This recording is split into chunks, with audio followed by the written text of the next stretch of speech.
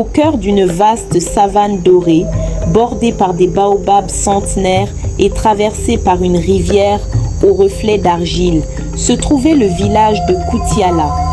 Ce village, isolé du tumulte du monde moderne, vivait au rythme des saisons, des récoltes et des traditions ancestrales transmises de génération en génération. À Koutiala, chaque souffle du vent portait une histoire, chaque ombre avait une mémoire et chaque silence dissimulait un mystère. Awa, une jeune femme au regard profond et à la voix douce, vivait avec son père, Boubacar, le sage du village. Depuis la mort de sa mère, survenue dans des circonstances troubles, Awa ressentait une présence invisible qui semblait la suivre partout. La nuit, des rêves étranges la hantaient. Elle voyait une silhouette féminine près de la rivière, murmurant son nom dans une langue oubliée. Boubacar, respecté pour sa connaissance des traditions et des esprits, refusait pourtant d'évoquer le passé.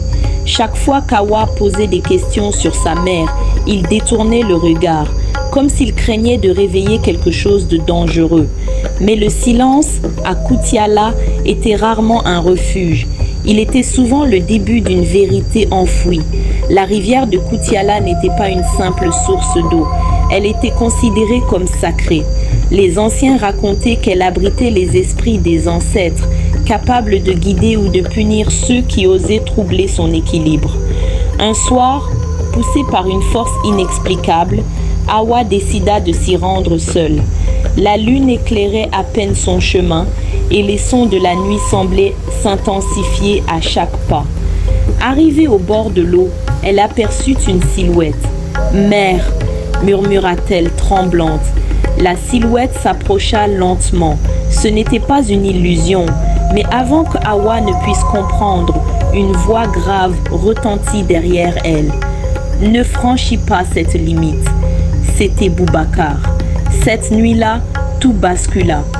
Face à l'insistance d'Awa, Boubacar céda enfin. Il lui révéla que sa mère, Mariam, n'était pas morte d'une maladie comme on le lui avait toujours dit.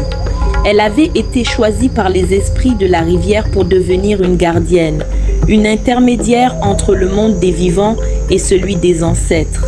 Mais quelque chose avait mal tourné. Un rituel ancien, censé sceller l'union entre Mariam et les esprits, avait été interrompu par la peur des villageois. Accusée de sorcellerie, rejetée par ceux qu'elle protégeait, Mariam avait disparu dans les eaux de la rivière. Depuis, l'équilibre spirituel du village était fragile et Awa était la seule capable de le restaurer. Awa comprit alors que les rêves n'étaient pas des illusions, mais des appels. Sa mère ne cherchait pas à lui faire peur, elle cherchait à lui transmettre un héritage. Mais accepter ce destin signifiait abandonner sa vie, peut-être même son humanité. Le lendemain, lors de la grande assemblée, Awa fit face au village. « Vous avez rejeté ma mère par peur. Aujourd'hui, vous me demandez de réparer ce que vous avez détruit. Mais je ne le ferai pas pour vous, je le ferai pour elle. » Dans un silence lourd, elle se dirigea vers la rivière. Boubacar, les larmes aux yeux, ne tenta pas de l'arrêter. Il savait que certaines destinées ne peuvent être évitées. Au moment où Awa entra dans l'eau, une tempête soudaine éclata. Le vent rugissait, les arbres ployaient et la rivière semblait vivante. Puis, le calme. Lorsque l'aube se leva, Awa se tenait debout sur la rive, changée, apaisée. Les anciens s'agenouillèrent. Ils comprirent que l'équilibre avait été restauré, mais Awa n'était plus seulement une fille du village. Elle était devenue le pont entre deux mondes. Les années passèrent et Koutiala prospéra à nouveau. Les habitants apprirent à respecter ce qu'ils ne comprenaient pas et à ne plus laisser la peur guider leurs actes. Quant à Awa, elle veillait en silence entre visible et invisible, car certaines vérités ne se voient pas, elles se ressentent. La peur de l'inconnu peut conduire à la destruction de ce qui nous protège, mais le courage, l'amour familial et le respect des traditions permettent de réparer même les erreurs les plus profondes.